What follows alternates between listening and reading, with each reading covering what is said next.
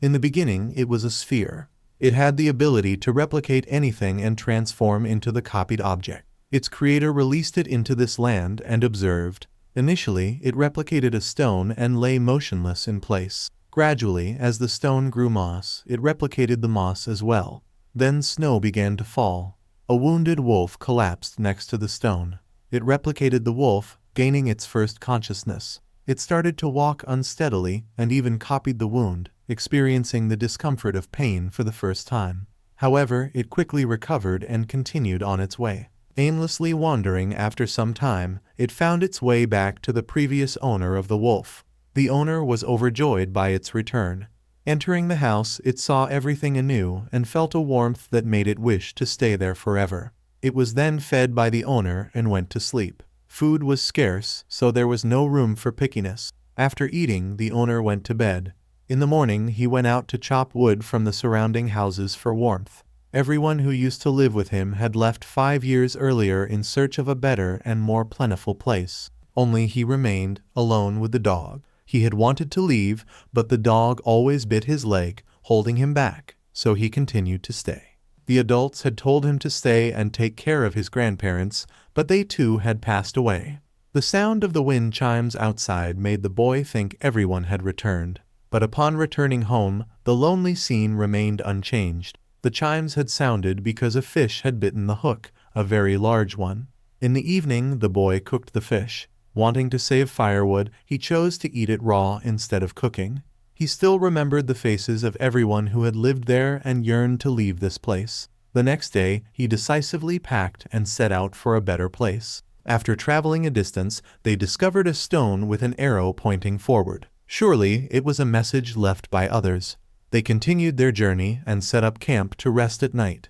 Morning came, and they traveled on, finding another guiding stone. Days passed, each day like the last, with nothing changing. One day, the boy discovered a tree on the path. He used it as firewood and returned to the main road upon seeing the stone. Suddenly, he fell into a cold lake.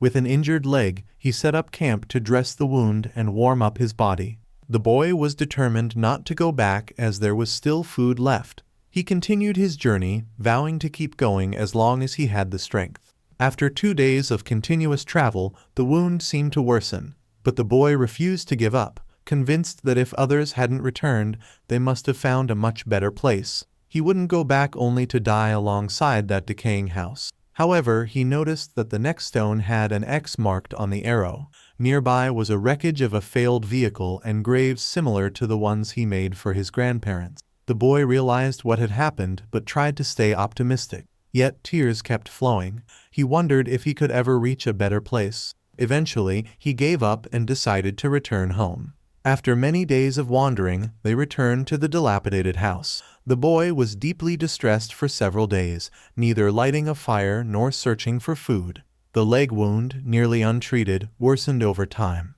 And then, the inevitable happened. The boy sat on the chair and passed away. The wolf came over and replicated the boy's form, becoming human. The boy reached a better place in heaven, while it gained human form and set off for the better place the boy always longed for. From now on, it would surely meet many people and experience much more. It then headed south to seek more information for its evolution. Lacking human characteristics, with the leg wound and almost no nutritional supplementation, it quickly perished. But each time it could resurrect. For this creature, each death was a transformation. It had died 6 times so far. The first time it took 5 days to resurrect. By the 6th time, it only took half a day. Eventually, it successfully reached the mountain that its former owner had always wanted to reach. However, it was immediately attacked by a giant bear and died again. In a village, there was a girl named March. She usually played with her sister Perona, who lived nearby. While playing, March was called back by her parents. She deeply wished to be an adult, as there were only 3 children left in the village, 2 of whom lived in her house. Her mother believed she would only be considered an adult when she stopped wetting the bed. The next morning, Perona went out for her usual archery practice, though her skills were somewhat lacking. Meanwhile, March continued playing with her stuffed animals. Suddenly, when Perona arrived to play, a bell rang out. Perona knew what this meant and quickly took March down the mountain. However, on their way, they were intercepted by Hayes, the head of the village guard. The bell signaled a gathering. March was brought back to the village where the village elder and Hayes assembled everyone. They announced that they had been chosen by a god who brings prosperity and peace. They needed to select an unblemished girl to offer to the god. The elder reviewed the 3 children in the village and chose March. Everyone congratulated her, as her parents smiled in front of others but cried and apologized to her at home. Hayes would come to inform her that she was chosen as a sacrifice to the god. On the day of the ceremony, she would join a feast to bid farewell to her family before being taken to the mountain as a sacrificial offering. A year later, her remains would be collected for her family to bury. March was adamant against it, not wanting to die and wishing to become an adult. She couldn't accept that she alone had to die, but she had no choice. In the following days, Hayes kept a close eye on her. If she attempted to escape, her younger sister would be chosen instead. On the day of her departure, March bid farewell to her parents to begin her journey. On the way to the mountain, Hayes suggested that in the afterlife, March would gain the freedom to become an adult as she wished. Suddenly, an arrow flew towards them, and both Hayes and March seized the opportunity to escape. Someone attacked Hayes and then fled. As March ran, she stumbled and fell into a small pond nearby. Here, she accidentally encountered it, the immortal creature. 2 soldiers arrived and, witnessing its resurrection, fled in terror, thinking it was a monster. It then turned away, and although March tried to communicate, receiving no response, she decided to follow. The person who attacked Hayes was actually Perona. Perona had planned to use a skeleton to fake March's death, but Hayes decided to leave Perona behind, certain she would be punished. The soldiers returned and told Hayes to find another child since March was with a monster. At this point, March realized it couldn't speak. Hungry, they found a fruit-laden tree, and March climbed up to pick some. When she offered it to it, it suddenly threw the fruit to the ground and ate like a wolf. March tried to teach it to say thank you, but to no avail. It ate all the fruits March picked, leaving none for her, making her cry and climb the tree to eat herself. But seeing it looking up, she threw down some fruits for it. Taking care of it felt like looking after a child, which March found incredibly interesting. After eating, it went to sleep behind a broken tree. That night, March dreamt of returning home only to find the other 2 children sacrificed, and the villagers, including Perona, turning against her, which woke her up. Fearful of her dream becoming reality, March decided to return home. However, it followed her upon waking. She tried to divert it with fruits, but it kept following her, making her feel more like its mother. March then taught it how to hold food, but it continued to drop and eat off the ground. She viewed it as a child and named it Fujimi, meaning immortal. Meanwhile, the soldiers were guarding Perona, waiting for Hayes's return. But Perona, taking advantage of their distraction, used a knife hidden in her shoe to cut her binding. Nearby, the bear that once killed Fujimi approached. As Perona freed herself, the bear appeared. Its immense size rendered arrows ineffective, and it killed 1 soldier with a swipe. The other fled, and the bear turned on Perona. She managed to cut the rope and run, but was chased to the cliff's edge and fell. Meanwhile, Hayes found March walking with Fujimi. Perona, luckily caught by branches, didn't die but fell into the pond where March found Fujimi. March then bid farewell to Fujimi to return with Hayes. But witnessing March leave, Fujimi seemed to evolve, slowly learning the most important human trait: emotions. Perona, while walking, saw fruits bitten and strewn on the path and decided to follow. She accidentally encountered Fujimi on the way and asked about March, but Fujimi, still unable to speak, couldn't respond. She realized Fujimi was heading towards the sacrificial altar. Meanwhile, Hayes fed March something that seemed like a drug. Hayes wondered about Fujimi while the soldiers referred to it as the monster they saw. Suddenly, the soldier from earlier arrived, warning of danger from the bear. According to them, this bear was the god they intended to sacrifice March to. The terrified soldiers wanted to return, but Hayes insisted on continuing, taking a detour to the altar. After eating the drug, March passed out and was then taken to the altar by Hayes. Hayes and her soldiers entered, cleaned up the bones of the previous sacrifice, and tied March tightly in place. They then heard a loud noise approaching. The giant bear was coming. At that moment, Perona also ran in. Hayase ignored her, thinking she'd be another prey for the bear. Perona tried to cut the ropes with her knife, but it wasn't sharp enough. The bear approached and swatted her away. Just then, Fujimi entered. Hayase, indifferent, closed the gate. However, realizing it was Fujimi, she and her soldiers climbed the walls to watch. They saw Fujimi, caught by the bear, push its jaws open with its legs and escape. Transforming back into a wolf, Fujimi attacked the bear, biting and tearing into it.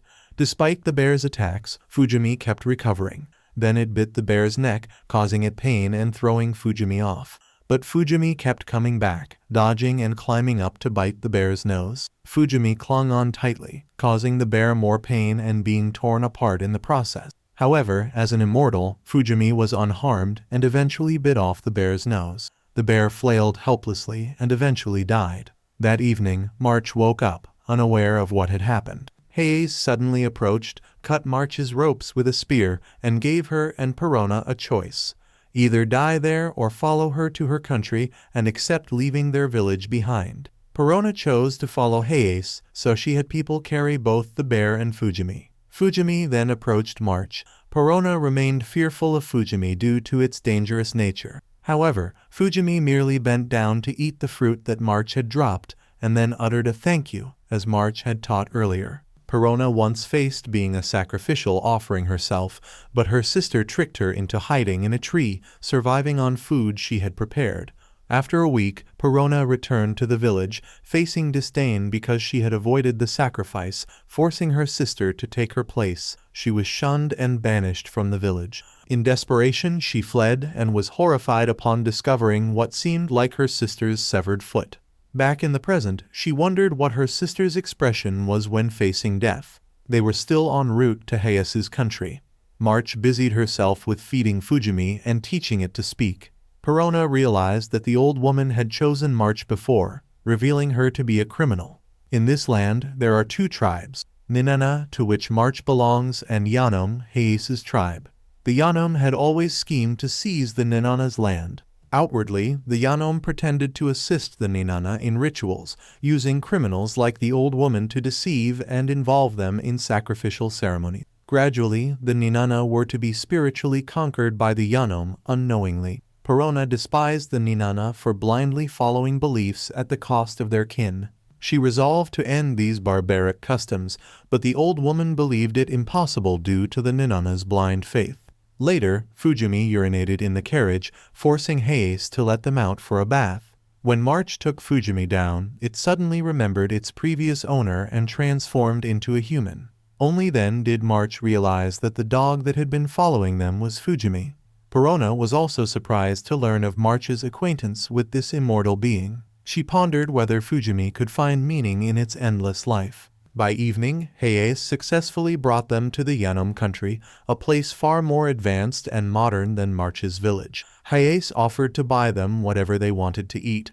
Just when March was enjoying herself, she remembered her parents and became sad. Suddenly, she noticed a nearby post office. March went in to send a letter to her parents, but when she mentioned they were from Ninana, the shopkeeper hesitated. Hayase explained that the Ninana people were illiterate, so even if she wrote, her parents wouldn't be able to read it.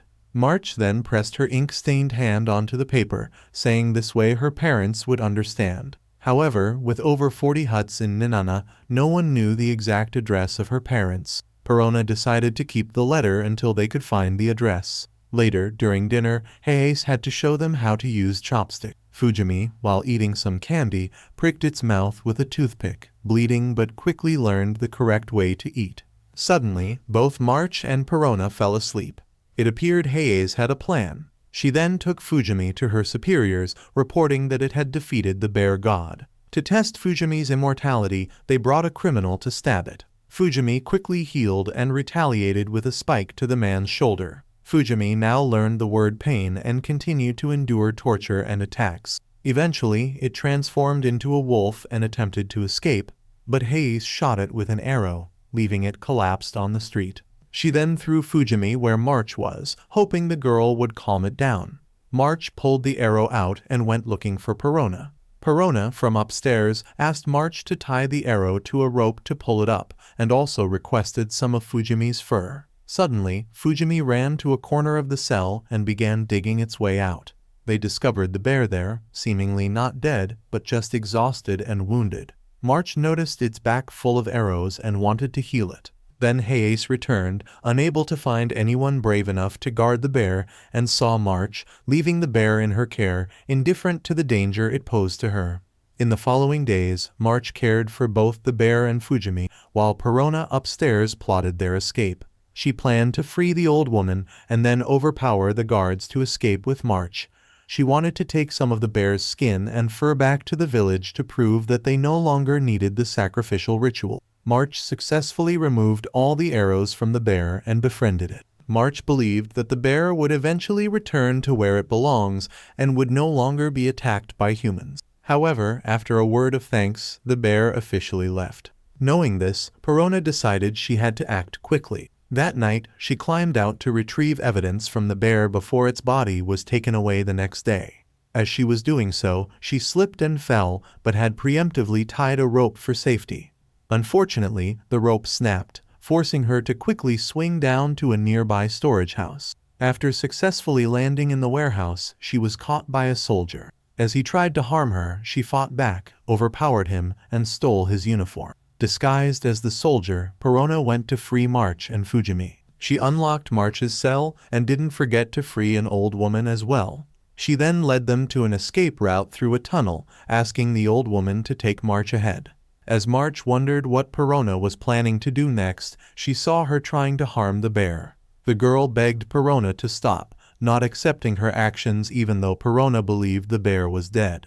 But Perona needed a piece of its skin to prove to the villagers and to stop them from sacrificing children. Perona tried to explain to March that what she was doing was actually helping the bear, but March stubbornly refused to listen. Not wanting to waste more time, Perona reluctantly agreed with March and they both left. She realized that her only option now was to verbally convince the villagers. On their way to escape in a carriage, March talked about her plans for the future, and her belief that the villagers would be happy to see her again. The ride became bumpy, so the old woman suggested changing the driver. Suddenly, the carriage caught fire at one corner, and Perona had to act quickly to extinguish it. Then the carriage was attacked. Perona managed to block the arrows with the gear she had and tried to shoot back, but to no avail. Hayase offered a deal, proposing to spare their lives in exchange for Fujimi. Of course, March refused, leading to soldiers boarding the carriage. Perona had to fight and kicked one off the carriage. Meanwhile, March, wanting to help, shielded Perona from the arrows. At that moment, emotions surged in Fujimi. It transformed into a bear and struck Hayase. Fujimi then went on a rampage in the town. Perona realized that March was seriously injured. Perona tried to bandage March's wounds to stop the bleeding, but such injuries were too severe for a child. March whispered her last words before closing her eyes forever. Perona was devastated by this loss. She had always lived a solitary life since arriving in the village, and March was the only child, the only person, who interacted with her. The girl always imagined herself and Perona as parents to their dolls. But now, March had left Perona to be the mother in her place. The old woman could only drive the carriage forward, but Perona, holding March, jumped off the vehicle. She approached Fujimi, who had reverted to human form, to observe. Perona confronted Hayase, weapon in hand, ready to enact her vengeance.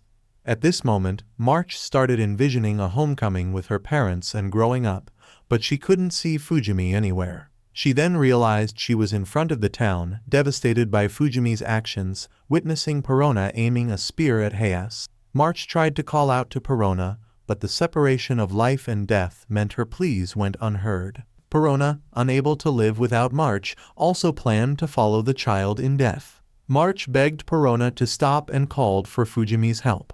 Fujimi, seemingly understanding, stopped Perona and transformed into a bear to take her away. Perona was then taken back to the village by Fujimi. The villagers, recognizing Fujimi as the sacred bear, reacted with fear. Suddenly, Perona appeared and March's parents, who had been unaware of her disappearance for half a year, were presented with March's letter and her remains. March's father blamed himself for failing to protect his daughter. News then came of Yanon's soldiers approaching. Perona knew they were after Fujimi and urged the creature to flee. Fujimi, understanding and saddened, transformed into a wolf and left. Perona, discovering Hayase tracking Fujimi, took the arrow Hayase had used on March and shot at her. She aimed to kill but only hit Hayase's arm. Witnessing another death, Fujimi underwent a profound change. It continued its journey, seeking new stimuli, spending most of its time as a wolf, deciding its path by scent. Disliking the bear form that only brought pain, it sometimes transformed into a human but found little use for. When hungry, it took March's form to climb trees for fruit. Fujimi encountered a familiar scent, that of an elderly woman. She thought they had abandoned her mid-journey, leading her to get lost and resort to begging for survival. She believed March was still alive until she saw Fujimi enter and examine March's blood, transforming into a young boy, and realized it was indeed Fujimi. The old woman followed Fujimi, who continued aimlessly wandering. Starving for several days, she grew weak trying to keep up with Fujimi. Hungry, she attempted to bite Fujimi's leg, but he transformed into a wolf and growled at her. He then transformed into March, climbed a tree, and ate fruit alone. The old woman wanted some, so he threw her fruit and then climbed down, asking her to say thank you. She thanked him, pleasing Fujimi. When she noticed a map, the old woman began to draw it out. Fujimi, interested in writing, was taught by her how to write and express human behaviors. She aimed to educate him about human life. The old woman, Piorin, taught Fujimi to write the names of people he had met and familiarized him with naming objects around them, drinking water, eating and saying delicious instead of always saying thank you. They both traveled and learned together until they reached a coastal fishing village. Now, Fujimi could ask questions and remembered the words he learned. He became more conversational and articulate. He told Piorin of his desire to become an adult, as March had wished. Before arriving here, he had always traveled alone until he met someone who fed him. He didn't know their name but remembered them well, and now used that person's form. That night, Piorin realized they had reached her homeland, a country often at war with Yanom. They planned to rest there before visiting an acquaintance of hers. During the night, Fujimi was suddenly attacked by a supernatural creature, which impaled him. He transformed back into a wolf and saw the creature turning into a young human. Time froze, and a spiritual entity informed Fujimi that the form belonged to him and had been stolen by the creature. Simply put, it was Fujimi's enemy, and he needed to fight to reclaim his form. Fujimi then launched into an attack. The entity revealed to Fujimi that the creature had a core, and its purpose was to steal Fujimi's shape-shifting forms. After the wolf form was attacked and taken, Fujimi shifted to a bear form to fight. Although large, the bear managed to catch the wolf and tried to strangle it, but the creature stabbed Fujimi's hand, attempting to steal the bear form as well. In a swift move, Fujimi exposed the creature's core, but it succeeded in taking the bear form, forcing Fujimi to flee using the form of an eye. Climbing a tree, Fujimi jumped towards the creature's core, trying to pull it out. The creature used tree branches to pull Fujimi away, but this inadvertently helped Fujimi extract the core, rendering the creature inactive and dry. Fujimi regained all the stolen forms. Wondering about the entity's identity, Fujimi learned it was the creator, with a desire to change the world. However, creatures like the one just encountered were sent to hinder Fujimi. They would meet again, but for now, Fujimi was advised to enjoy life. Piorin, unaware of what had transpired, received no explanation from Fujimi. The next morning, Fujimi and Piorin visited the house of Piorin's lover and met a strange boy wearing a lizard-like mask. Flashing back to an earlier time, there were two brothers, Shin and Gugu, who dreamt of having a lot of money to live in a large mansion. Every morning, Gugu went to the local market to sell vegetables provided by his boss. There, he was always captivated by a young lady of his age, whose name he didn't know. After the market, Gugu returned to his tent and found Shin talking to three strangers, claiming they were his friends. Gugu had no choice but to go along with it. Later, checking the money box, he found it short and suspected Shin had taken it. However, Gugu couldn't bring himself to doubt his only family member, so he hid the money box in a nearby tree trunk and sneaked off to eat a pastry alone, joined by a stray dog he had befriended. The next day, Gugu saw the dog again, which he had fed the day before. At the same time, he heard someone calling for the dog. Following the voice, he met the young lady he secretly admired. Returning the dog to her, Gugu was rewarded with a gold ring. Gugu returned the dog to its owner and was rewarded with a gold ring by the little girl. The ring was so valuable that it could provide for a lifetime of meals, although that might be an exaggeration. Overjoyed with the ring in hand, Gugu returned home only to realize that the money box was completely empty, with only a letter left inside. Meanwhile, Shin had disappeared without a trace. Wandering sadly on the hill, Gugu contemplated jumping into the path of a logging truck to end it all. Suddenly, a log fell from the truck, nearly hitting him, which made him abandon such foolish thoughts. The truck driver apologized and asked Gugu to watch the log while he sought help. However, the log began sliding down the hill, heading straight for a young lady picking flowers below. Gugu leaped forward, pushing her to safety, but he and the log tumbled down the hill. Tragically, the large log landed on Gugu's face. It was then that Gugu learned the girl's name was Rian, hearing her father calling for help. Meanwhile, Gugu lay unnoticed under the log until nightfall when an old liquor seller found him and took him in for treatment. When Gugu awoke, he found his face completely disfigured. Therefore, he chose to wear a mask to hide his unsightly appearance. Back in the present, when Fujimi and Piorin entered the house, they met Gugu. Piorin later took the group outside to demonstrate Fujimi's abilities to the old liquor seller. Gugu was fascinated by Fujimi's talents and struck up a friendship, inviting Fujimi for a tour. During dinner, Piorin and the liquor seller discussed exploiting Fujimi's talents for profit. However, Gugu stood up for Fujimi, having grown close and viewing Fujimi as a family member. The following afternoon, Rian, the girl Gugu saved, came to visit. She was there to shop and expressed interest in knowing the name of that person. Gugu thought she was interested in him, but she was actually intrigued by Fujimi. That night, Gugu lay in tears and sorrow until the old man appeared and advised him to gradually get used to life's experiences, accepting its bitterness and sweetness to succeed. The advice sparked a new hope in Gugu, who immediately began to train vigorously. Both the elderly couple and Fujimi could only smile at Gugu's innocence. The next morning, Rian visited the liquor store, asking the old man if she could work there. Seeing her beauty and willingness to work without pay, he immediately agreed. It was obvious to everyone that she took the job because of a certain handsome, immortal young man. In the evening during dinner, the old man cautioned Fujimi not to use his abilities in front of Rian to avoid drawing attention from the locals. While washing dishes, Gugu and Fujimi discovered that Fujimi could mimic objects that caused him pain. Of course, this was limited to tangible objects, not formless ones like fire. However, Gugu accidentally cut Fujimi, causing him intense pain. Gugu advised Fujimi to speak up if he was hurt or uncomfortable.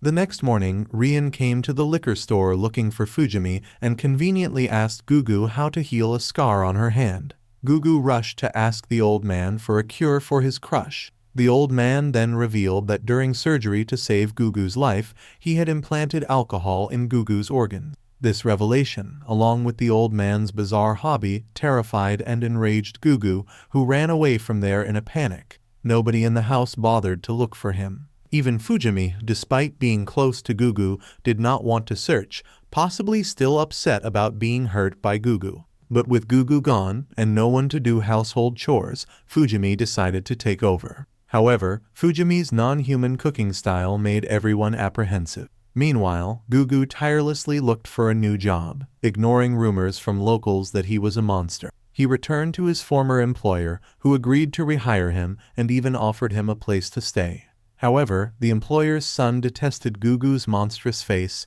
leading Gugu to refuse living with them. Resigned to his fate, Gugu removed his mask, revealing his disfigured face, and accepted being seen as a monster. Meanwhile, things were not going smoothly for Fujimi. Feeling that being a wolf was not enough, he decided to transform into a leopard for a change. Fujimi, in leopard form, ventured from the house to the fields, only to ruin the old man's potatoes while digging. Fujimi even tried working in the kitchen, but soon realized he was inept and asked Piorin to teach him household chores. Piorin told Fujimi to find Gugu and learn from him. When Rian brought in tea and asked why Piorin wouldn't help, Piorin said it was important not to pamper Fujimi too much. It would help him become more human. Meanwhile, Gugu was truly pitiable. After removing his mask, he was mocked by the people around him. To make matters worse, his employer's son came to his hut to berate him, telling Gugu to stay away from his father, accusing Gugu of tarnishing his father's reputation. Not wanting to cause trouble for good people, Gugu left. He tried to find work, but everyone was terrified of his face and spoke harshly to him. With only a few coins left, Gugu remembered the ring Rian had given him and went to a pawn shop, but at the last moment, he decided not to sell it. Wandering the streets, Gugu encountered Shin, his brother who had abandoned him. Kind-hearted Gugu gave Shin the ring, hoping it would help him start over. While sleeping in a hut to escape the rain, Gugu was suddenly kidnapped by two strangers who thought they could sell him for a good price. Just then, Fujimi appeared in bear form to rescue him, scaring the kidnappers away. This incident brought Fujimi and Gugu back together. Afterward, Fujimi and Gugu used the bear form to scare others and wreak havoc in the village. Gugu expressed his reluctance to return to the old liquor seller's home, still upset about what the seller had done to him. Starving after several days without food, Gugu fainted and was taken back to the hut by Fujimi. Fujimi managed to create a substantial amount of food for Gugu by stimulating his subconscious. The stronger the stimulation, the more vivid the memories, making it easier to simulate food.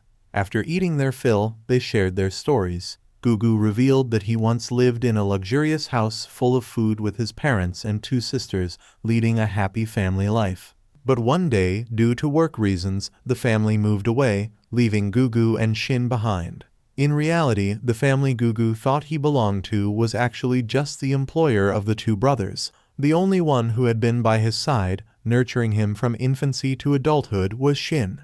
But in the end, even Shin left him. Now, Gugu has Fujimi, who he regards as more than family. He even wishes that, upon his death, Fujimi would transform into this form to always remember him. One afternoon, Shin found their location with his dog. He informed them that the old man had reflected on his actions and really wanted Gugu to return. But since he had lost his mask, Gugu was afraid of being mocked by the villagers and hesitated to leave. However, Fujimi said it was a minor issue and ran off to find a mask for Gugu, leaving him embarrassed with his crush. Seeing Gugu shy and reluctant to speak, Rian opened up about her own troubles. She didn't like her family. She was always under the close watch of her parents and never had a moment of freedom, leading her to often run away from home.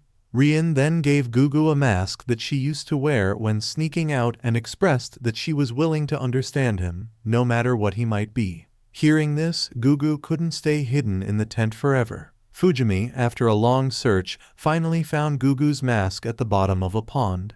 Meanwhile, Fujimi also encountered his creator, who warned him not to be complacent, as enemies are always waiting to strike. On the other side, after Gugu freed Rian from a soldier hired by her family to bring her back, they reunited with Fujimi. Gugu switched back to his own mask and gave the other one to Rian, not wanting others to notice her. As they moved on, Rian's close maid caught up with them. The maid, who had cared for Rian since childhood, could not fail to recognize her even in a mask. Gugu refused to let the maid take Rian back and ran into the forest with her, holding her hand. Fujimi transformed into March to mislead the maid, allowing them to escape. However, as his creator had warned, Fujimi had not learned from the previous battle. This time, a mysterious enemy returned and captured Fujimi. Hearing the maid's cries for help, the two kids went back to check and found that the enemy had stolen Fujimi's March form. Facing the enemy, Gugu was attacked, but Fujimi intervened to shield him. The monster entangled both with ropes, forcing Fujimi to transform into a bear to fight back. However, the beast then threw Gugu aside and stabbed Fujimi, continuing to steal his transformation abilities. Gugu struggled to get up. He vomited the alcohol in his system, and a nearby torch ignited the alcohol pool on the ground. Gugu planned to spit fire at the enemy, but unfortunately, he had already expelled all the alcohol from his body. He urged Fujimi to hang on and quickly ran to the old man's house to refuel with alcohol and return to help Fujimi. On arrival, Gugu found Rian's family forcing her to leave the old man's house. Affected by the alcohol, Gugu staggered in, unconcerned with the ongoing situation. Approaching the old man, he demanded more alcohol to save Fujimi. Drunkenly, he also defended his crush in front of her parents and boldly declared his love for Rian. Gugu then left and returned to the chaotic battle. At this time, the hostile creature had transformed into a bear. But with his body full of alcohol, Gugu quickly breathed fire, engulfing the enemy in a massive flame. Following the light emanating from the defeated foe, Gugu found Fujimi's original form. Fujimi had reverted to a rock form, having lost all its transformation. However, with Gugu's help, Fujimi managed to recover all its lost forms. They returned at dawn, and with Rian's family present, Gugu showed off his cooking skills with a grand meal for everyone. Outside, Fujimi's creator had a conversation with him. He revealed that the creatures attacking them were knockers, whose existence threatened to destroy their world. He advised Fujimi to leave and gain more strength, as knockers learn from their defeats. He warned that if they returned, Fujimi might lose all his forms and memories, becoming just like a rock again. Fujimi, stubborn and loyal due to his bond with Gugu, believed they could fight together. However, it seemed the creator foresaw a different fate for Fujimi and left without saying much more. Years have passed, and Gugu has grown into a strong young man. Thanks to his diligent practice and learning from Gugu, Fujimi has become an excellent cook. He has grown taller and speaks more fluently than before. Rian's birthday is approaching, and she has invited Fujimi and Gugu to the celebration. In the past 4 years, Fujimi has not transformed even once. He has matured and decided not to transform because of the absence of knocker attacks and to experience life like Gugu's group. This choice limited his experiences and excitement, gaining mostly ordinary life experiences. While sewing, Rian asked about Gugu's favorite dish. Fujimi mentioned land lobsters, so Rian planned to prepare it for the party. He also thought Gugu would like anything Rian gave him. Rian revealed she might be forced into an arranged marriage with someone she has never met. She explained to Fujimi what marriage means, and she believed one should only marry someone they truly like. Fujimi noticed that the person Rian likes seems to be Gugu, and Gugu also appears to like her. Fujimi gifted the old man a handcrafted sweat towel as a token of gratitude.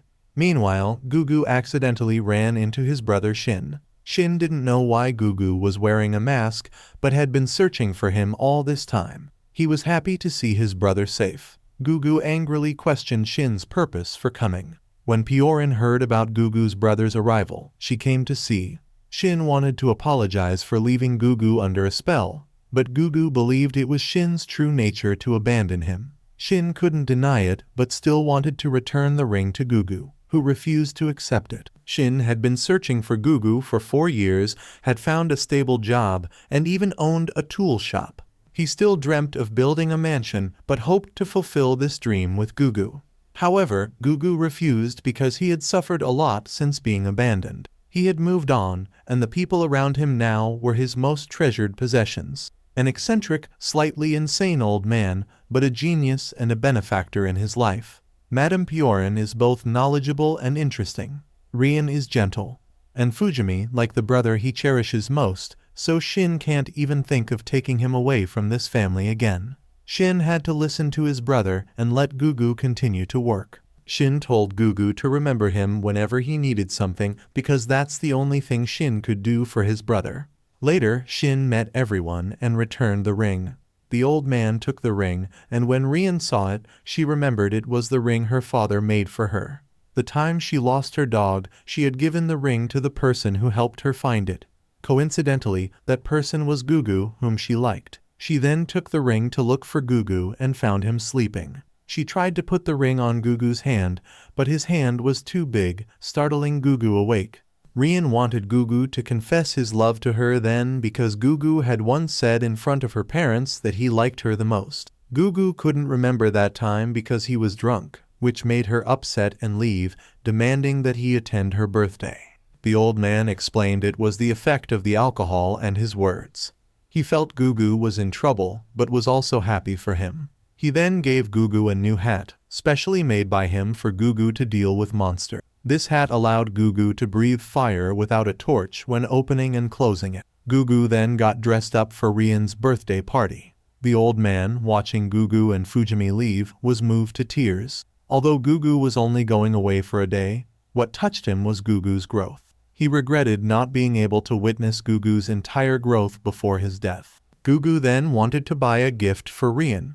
He remembered the flower Rian had admired before and decided to buy one. When they arrived at Rian's house, they went in, and Gugu casually took food onto his plate, causing whispers among the guests. Gugu didn't pay much attention to those words. Rian then came out to greet them, and Gugu boasted about his new mask. He was about to mention the previous incident, but Rian, feeling shy, avoided the topic. She accepted the vegetables from Fujimi and the flower from Gugu. However, this flower inadvertently reminded Rian of a past accident. Gugu felt awkward not knowing this, but Rian accepted it and went inside. Rian's mother wanted to throw away the ring, but Rian insisted on keeping it as it was a gift from Gugu. Meanwhile, outside, Gugu was being criticized by a young man for disrespectfully wearing a mask at the event. However, Gugu adamantly refused to take it off, leading to a minor scuffle. Rian had to come outside to intervene. Later, Rian's father introduced her to her arranged fiancé. She and the fiancé were sent outside to talk. Gugu, seeing Rian laughing and enjoying with someone else, felt a pang of jealousy and decided to leave. Fujimi wanted Gugu not to give up so easily, but Gugu, long accustomed to accepting his disadvantages, left anyway. Rian then ran to Gugu, apologizing for the earlier incident, and inquired about the reason for his mask. Gugu revealed the truth that he had his face disfigured by a falling log while saving someone on its path. He believed he had inflicted a shameful scar on that person's hand.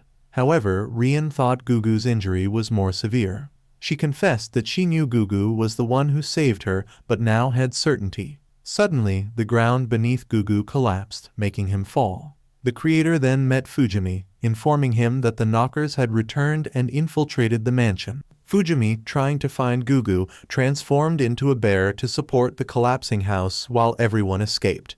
Gugu clung to a protruding rock tongue and was pulled up.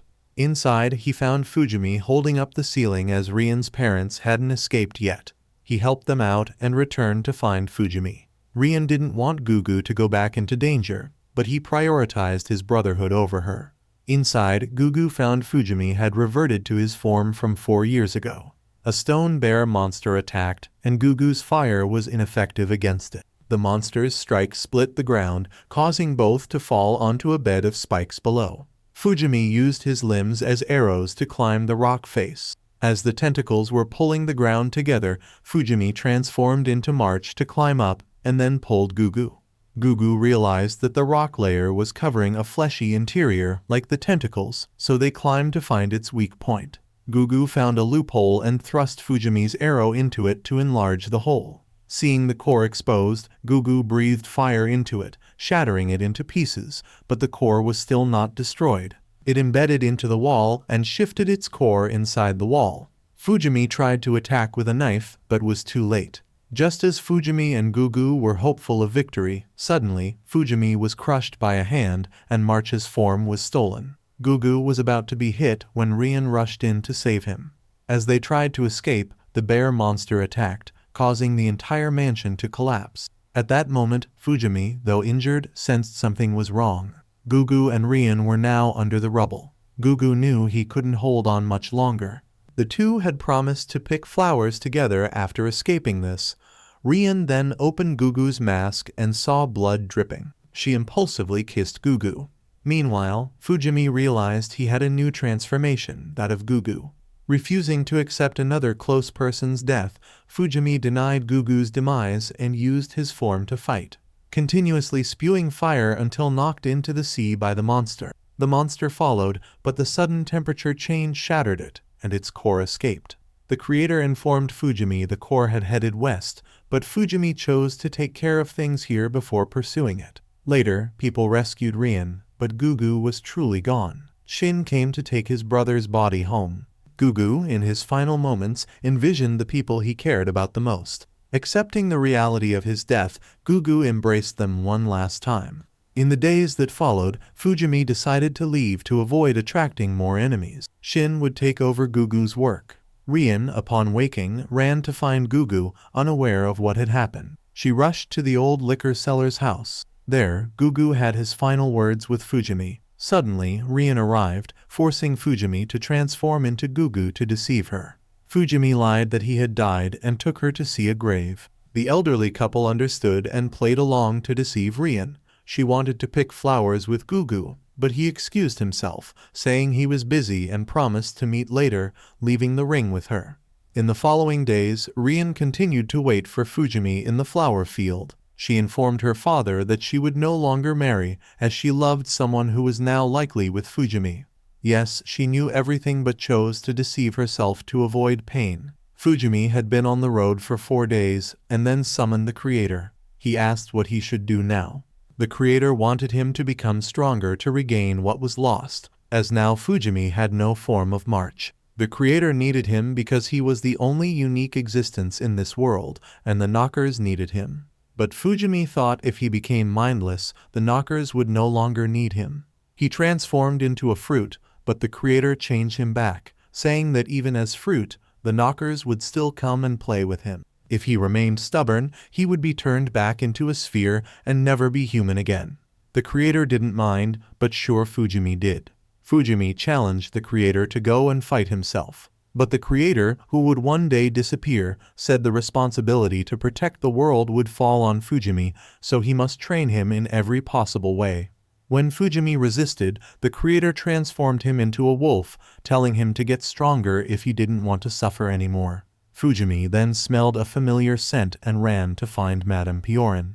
She had decided to follow him, having Shin and Rian to help the old liquor seller. Rian had understood Fujimi's situation, so she let Madame Piorin go easily. Knowing she didn't have long to live, she wanted to support Fujimi with her remaining strength. Fujimi refused, but she wouldn't listen. He didn't want to see anyone else leave, so he asked her to go back. But she hit him with her stick, asserting her right to live her life as she wished, and he had no say in it. Afterward, the two of them set off together, still not reconciled and not speaking to each other. She kept offering him food, which he consistently refused. They reached a village where Madame Piorin went in for a meal. But Fujimi, worried about the knockers finding them, didn't want to stay long. He asked the creator about the knocker's location and learned it was still underground and had not yet surfaced. The creator couldn't sense it in its core form, but would clearly feel it when it grew large. Madame Piorin wondered who Fujimi was talking to, and he told her about the creator. Fujimi knew he was now the only one who could protect her. It seemed the creator intentionally let her accompany him to give him a reason to become stronger. The next morning, Madame Piorin, craving fruit, asked Fujimi to climb a tree to pick some. Unable to climb, she suggested he transform into March. But Fujimi had lost the form of March and could only have fleeting images, unable to transform into March anymore. The creator said he could only regain that form by retrieving what he lost. Madame Piorin, learning of Fujimi's situation, worried he might lose his form as Gugu and his memories of it, essentially dying another death. Then all memories of everyone with Fujimi would also disappear, as if they too had died. Determined not to let this happen, Fujimi studied his abilities more closely the next day. He could transform into anything he touched, but with sentient beings, he could only transform into them after they died. For instance, with a crab cooked by Madame Piorin, he would feel the same pain as the crab. He could transform only into a crab, but what he transformed into couldn't be alive. Madame Piorin asked how he won last time, and he explained. She mentioned it was due to sudden temperature change and demonstrated it to him. They then went to a forest filled with dangerous creatures rarely approached by humans, where Fujimi could gain new, more useful powers. The next day, they boarded a ship to the forest. A girl on the ship asked them to split into separate areas for men and women. Unquestioningly, they followed, leading Fujimi to be trapped in a cage. Inside were people who looked like slaves, marked on their hands. After being marked, Fujimi was in pain but recovered. He worried about Madame Piorin. They were taken to an island where an inspector, noticing Fujimi didn't have the right mark, thought he was brought there by mistake. The girl who took Madame Piorin arrived and took Fujimi away. He asked about Madame Piorin, but she didn't know. Fujimi then had to leave, cutting ties with her. Fujimi then transformed into a wolf and followed Madame Piorin's scent. He smelled her scent on the other side of a wall and tried to find a way over it. Digging through the ground wasn't an option, and climbing required placing arrows step by step. However, while climbing, he was blown off by the wind and fell, injuring his head. The girl from earlier and her group found him and, learning about his regenerative ability, promised to keep it a secret. They apologized for mistaking them as criminals, explaining this was Prison Island, used to detain dangerous prisoners. When Fujimi wanted to shoot an owl to get over the wall, the girl stopped him as the owl was her partner. Unfortunately, there was no way to cross the wall, but she suggested a way for Fujimi to gain power on the island and win the tournament. The winner would get special privileges on the island. Fujimi was unsure what to do. The host then announced that the last person standing in the arena would be the winner. Fujimi thought it easy as he couldn't die. The slaughter then began, revealing the brutal reality of the contest as everyone desperately killed to be the last survivor. Disgusted, Fujimi felt sick. In the end, a red-haired man was the last standing, but since Fujimi was still in the arena, he attacked Fujimi with an axe. Many people were watching, and Fujimi didn't know what to do as the old liquor seller had warned him not to reveal his powers, but he needed to win to achieve his goal. Standing still, the red-haired man attacked him with every weapon he could find, but Fujimi didn't fall. Realizing Fujimi wasn't easy to defeat, the man cleverly pretended to collapse, yielding the victory to Fujimi. Afterward, Fujimi met the girl again. She introduced herself as Tonari and led him to meet others, declaring the first 100 people who wanted to talk to him had to pay. A young man who protested was immediately knocked out with a sedative dart. Tonari was helping Fujimi build a reputation to become the village chief. Since previous chiefs had died within 2 weeks, the island had been in chaos for so long. But now with Fujimi, an immortal, they could use him to rule and change the place. But Fujimi didn't care about any of that. He just wanted to rescue Piorin and leave the island. As he walked away, Tonari and her group of kids, aware of his powers, followed him.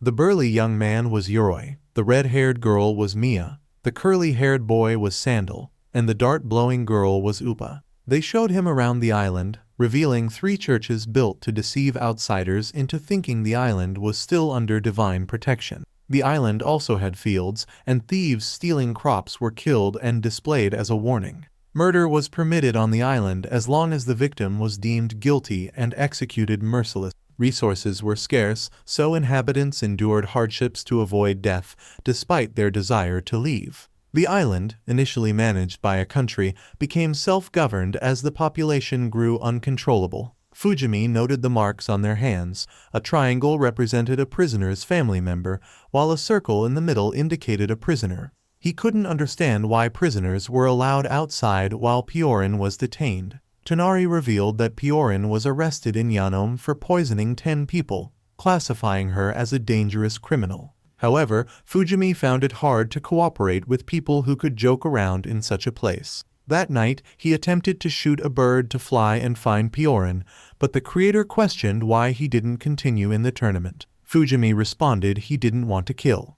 The creator reminded him that death comes to all, and people can choose when to die like Gugu. Fujimi indirectly caused Gugu's death, but Gugu chose to save Fujimi, shortening his own life. Similarly, the criminals on the island traded their lifespan for a chance at a better life, so Fujimi shouldn't feel guilty. Ignoring the creator's words, he continued searching for a way. A girl then approached and licked his cheek. The next morning, Fujimi kept trying to climb the wall, but kept falling. Tonari wanted him to prepare for the next fight, but he was reluctant as the upcoming one-on-one battle would require him to kill to advance. Fujimi refuses and continues with his work. Meanwhile, Tonari learns that an esteemed guest from Yanome has gone missing, and she goes onto the field, single-handedly taking down numerous opponents. Unexpectedly, she turns out to be Hayes, the one who killed March back then.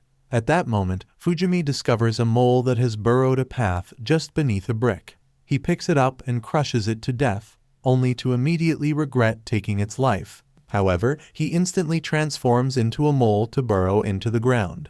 But he is caught by a bird and dropped right into Tonari's group, forcing him into battle. His opponent is a battle-crazed old man. Fujimi uses his immortal body to intimidate him, but the man is unafraid and even bites into Fujimi's flesh. Fujimi, transforming into a wolf, attacks to scare him, but to no avail, so he turns into Gugu to spew fire all around. The man complains that Fujimi is not fighting properly. Suddenly, Fujimi experiences a flashback to the past, recalling Perona. He transforms into Perona in some way. Perona's body allows him to move more agilely and quickly, and he delivers a decisive kick, winning the fight. However, his appearance in this form catches Hayas's attention. Fujimi may have forgotten March, but he still remembers Perona. Realizing he can use this form indicates to him that Perona must be dead.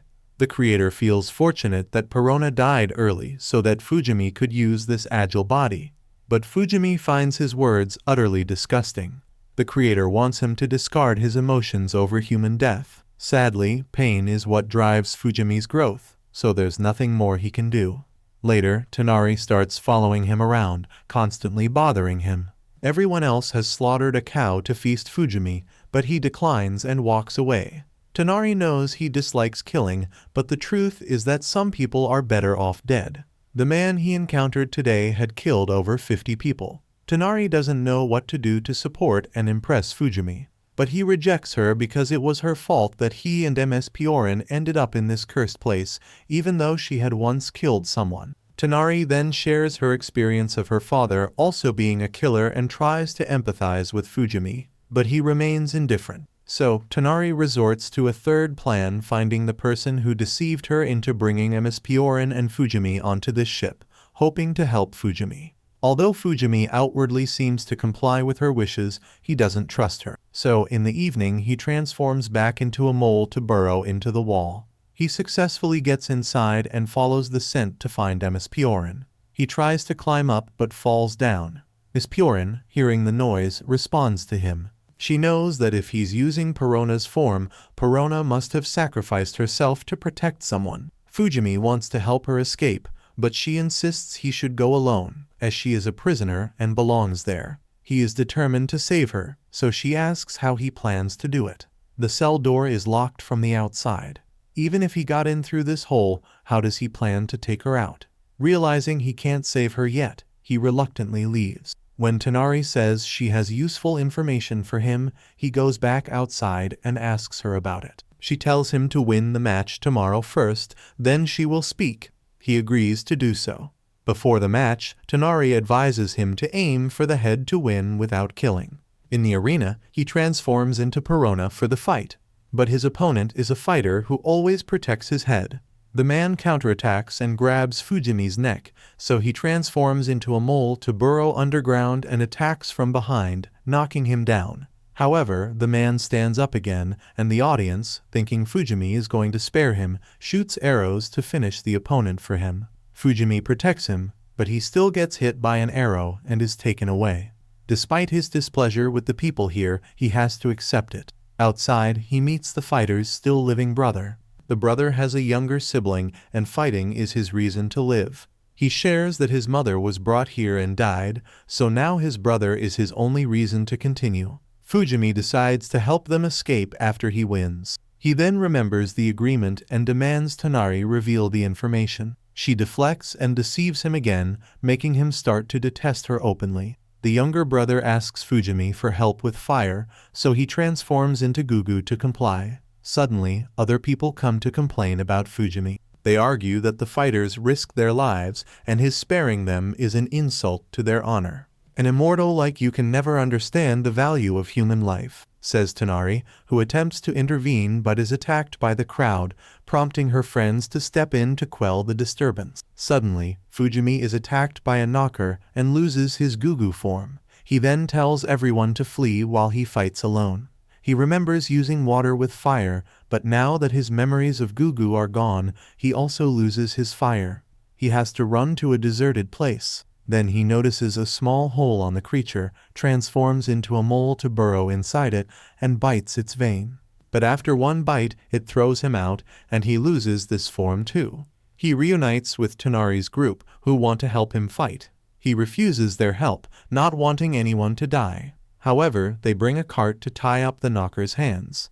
The creature causes the ground to shake, forcing everyone to run. Tonari's group brings a bow and arrows with explosive, shooting at the creature, but it's too hard. Fujimi advises aiming at its gaps. He transforms into Perona and replicates a bow to shoot. But as Perona's shooting skills are poor, he practices repeatedly until he successfully hits a gap. Running out of arrows, he replicates more for everyone. Eventually, they succeed in destroying the knocker. Fujimi regains all his forms, from March and the bear to Gugu. Tonari teaches him that sometimes he needs help from others. To achieve great things, it's best to follow the majority. The island, foreseen by the creator, is a good place for Fujimi to grow. That night, Tonari's group and Fujimi have a celebratory feast. Everyone shares their dreams. Tonari brings out food, but it's just beans and other stuff, so Fujimi creates a feast. However, the food, reminiscent of what Hayes used to feed him, makes everyone fall asleep due to the sleeping drug. Seeing Tonari's diary, Fujimi reads a line, but then leaves it and walks away. Tonari wakes up, apologizes to Fujimi for bringing him here, and writes her own story in the diary. Her family used to own the bar before the old bar owner. Her family of 3 was very happy. But when Tonari was 7, she found her mother's corpse at home. The church people accused her father, leading to his exile from the island. Faced with the choice of living as an orphan or following her father to Prisoner's Island, Tonari chose the latter, believing her father to be innocent. Living on the lawless island, her father eventually decided to join the arena to win their freedom and promised to meet her at the port. From the stands, Tonari prayed for her father's victory. However, after seeing him become a ruthless killer, smiling as he took lives, Tonari was so shocked that she deceived herself into believing that the man was not her father. In the end, she went to the meeting point and found a diary with a birthday greeting from her father. She clung to this gift as a precious memory of him, and behind her was the remorseful killer, poisoned and thrown into the sea. Fortunately, Tonari met friends who shared her plight and lived with them until she was 12. She took up the job of importing goods to go outside the island, but strict surveillance made escape impossible. At 13, Tonari realized that the islanders were not welcoming or friendly. By 14, the year she met Fujimi, a mysterious guest on the island convinced her that Fujimi could change the island's fate, prompting her to trick him into coming there. Indeed, Fujimi's immortality was slowly making the change Tonari hoped for. The next morning, Fujimi transformed back into March to meet Ms. Piorin in prison. He informed her that the final match was the next day, and if he won, he would take her away. In the final, Fujimi was shocked to find his opponent was Hayes, the same person who had influenced Tonari. During the fight, Hayes revealed that she was the one who killed March's village and Perona. Hearing these horrors, Fujimi declared for the first time in his life that he would kill her. However, he was no match for Hayes and was incapacitated by a tranquilizer she administered. After winning, Hayes fabricated a story for the audience, claiming she discovered Fujimi 5 years earlier and taught him to be human. But not yet understanding human nature, Fujimi fled. The audience, manipulated by Hayes, was led to believe that Tonari would be the next leader. This caused unrest, as people were reluctant to follow her, leading to Tonari and her team having to escape. Meanwhile, Fujimi was taken by Hayes to her place. While Fujimi was unconscious in bed, Hayes intended to get intimate, but Tonari's group interrupted, foiling her plans. When Tonari's group entered the room, they couldn't find Fujimi. Hayes revealed that she had someone take Fujimi to a deep underground room where no one could reach him. The ship's captain appeared, questioning their intention. Tonari, claiming her position as leader, demanded Fujimi's return, saying she would replicate his ship for their departure. However, Hayes and the captain disagreed. The captain then grabbed Upa, demanding an apology from Tonari's group to the guest and their departure. The situation intensified as no one in Tonari's group was willing to submit. Suddenly, Fujimi appeared behind Hayes, with a sword to her throat. He had not been fully unconscious earlier. The body the soldiers took was just a separated part of him. He had transformed into a mouse, escaped, and now appeared unexpectedly. He demanded Hayes release Tonari's group, agreeing to meet any condition she set. Hayes agreed. The next day, the captain, representing Tonari and the current leader of the island, announced that a maximum of 700 prisoners would be taken off the island due to the ship's capacity. Tonari chose children under 7 years old, her team, and Ms. Piorin to leave. She also helped the brothers from the fighter's family as a favor for Fujimi. Fujimi later went to the port to see off Tonari's group and Ms. Piorin. She said she would wait for him at the port. Heias arrived, disrupting their conversation, and drugged everyone to ensure no foul play. She then took Fujimi and dropped him down a deep well. Tonari woke up to find herself locked on the captain's ship. She met the village chief and asked him to untie her and prepare a boat so she could return to save Fujimi. The owl followed Tonari, and halfway through, Heias's soldiers spotted them. But the ship's captain unhesitatingly intervened, dealing with them to help Tonari. He made it clear that no one should cause trouble on his ship. Thus, Tonari decided to continue her story, intending to include Fujimi in her future. Later, she found Fujimi's cell and let down a rope for him to climb as a mole. Surprisingly, Fujimi was already behind her, as the hole posed no challenge for him. That night, a storm prevented them from leaving, so they spent the night in a nearby cave. The next morning, Heias came to check on Fujimi and realized he had escaped. Suddenly, a soldier rushed in to report that the town was in danger. Meanwhile, Fujimi and Tonari were about to leave when the creator appeared, informing Fujimi that knockers were attacking the town. Fujimi decided to help the residents, but Tonari objected, arguing that everyone worth saving had already been evacuated by her, so Fujimi shouldn't risk himself for them. However, Fujimi left anyway, as the creator warned that ignoring the knockers now would lead to greater troubles later. On the other side, the knockers had taken over the dead bodies and risen from the corpse pit. The residents were frantically trying to defend themselves in vain. Fujimi joined the battle hesitantly, as he faced living people, but the residents urged him to act, stating that they were already dead. As he fought, Tonari arrived to support him. When she was in danger, her teammates also returned to help them. The group cooperated to fight the knockers, hoping to eliminate them all before dark. Suddenly, Upa tripped and was taken over by a knocker. Mia, unaware, went to help Upa and was stabbed. Fujimi quickly ran to Mia to take her to safety and asked the creator for a safe direction. He pointed one out, but it would only be safe for a few minutes. Fujimi led the group to temporary safety while they figured out how to treat Mia. Yoroi asked Fujimi if he could heal, but that was beyond his abilities. If he could, he wouldn't have experienced such loss. Controlled by a knocker, Upa approached, and Tonari begged Fujimi not to harm the girl. However, Fujimi knew she was beyond saving and intended to end her life. Hesitating at the last moment, he was captured by the knocker, losing the form of Perona. Yoroi, realizing a knocker had latched onto his leg, instructed Tonari to go ahead while he took care of Mia. Sandal had to drag Tonari away.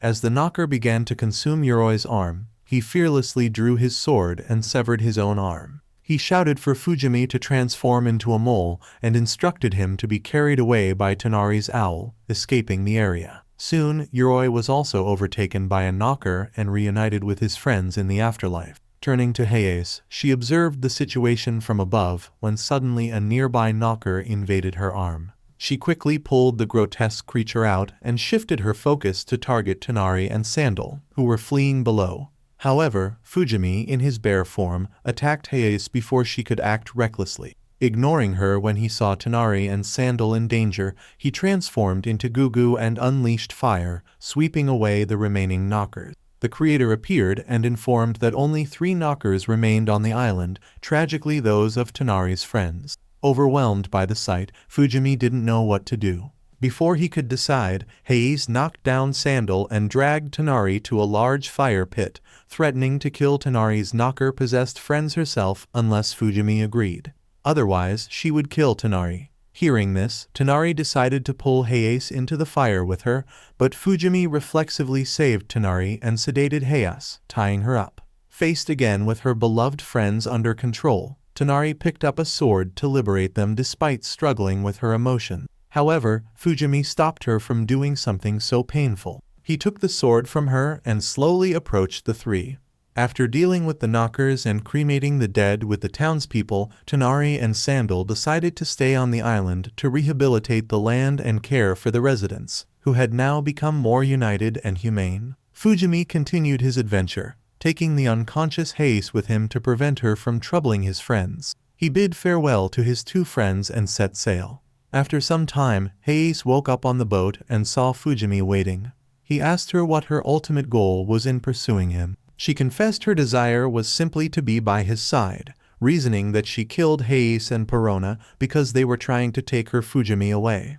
She even admitted to falling in love with Fujimi when she saw him fighting the bear. Knowing he hadn't experienced love, she suggested spending a night with her to understand, but said if he didn't like it, he could kill her and use her form to fight. However, Fujimi stood up, created another boat to leave separately, expressing his strong dislike for her. Even if she died, he wouldn't care and told her never to come near him again. Hei screamed as she was left behind, eventually taken by a knocker that climbed aboard. En route to meet Immortality, Fujimi asked the creator for directions, only to learn Tonari's owl was guiding him. He reflected on his early days on the island, initially wanting to leave as soon as possible, but now he found himself missing the island and its people. He realized that without these experiences, he wouldn't have grown as he had. Upon reaching land, he found Immortality at a restaurant near the port. Remembering his loved ones who died because of the knockers, he feared bringing danger to her and decided to leave. But worrying she might not have money to pay, he returned to find the owner had not only waived the bill, but also provided shelter for her. The next day, Fujimi worried that Immortality might wait indefinitely for him. He returned to write her a letter but struggled to express himself satisfactorily. He chose to observe her from a distance for a while.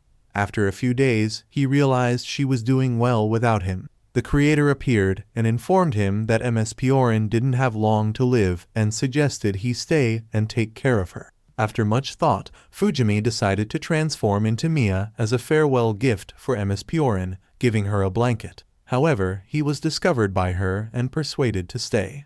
Immortality was overjoyed to see Fujimi again. Although Fujimi turned away deep down, he, like Immortality, cherished their bond. Ultimately, they decided to venture together to the forest they had discussed earlier. After months there, Immortality, nearly 90, remained energetic, catching fish daily. Fujimi, having spent a considerable time with her, gained more knowledge on how to keep her safe. He set rules for himself: to flee with Immortality if knockers were near, to limit transformations into creatures he wasn't fully familiar with, as certain forms like a leech wouldn't protect her during a knocker attack, and to sleep later and wake up earlier than her. He also noted down essential tasks. Immortality shared her wish to be young again and reminisced about her beauty in her youth, spending most of her life working. However, she felt genuinely happy in her final years, living freely with a grandchild like Fujimi. Hearing this, Fujimi grew to treasure her more. But fate is often cruel. One day, Immortality started feeling unwell, became irritable, and her memory began to fade.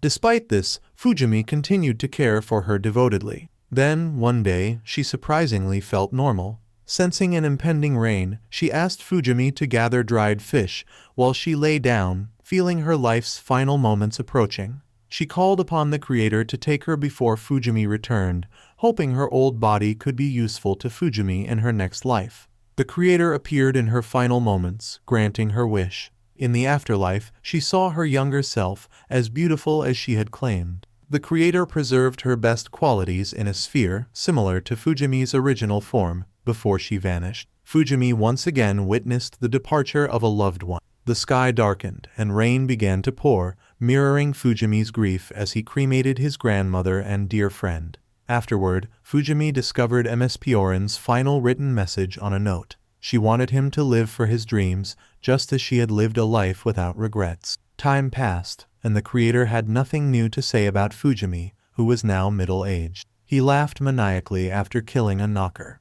This marks the end of part 1 of the film.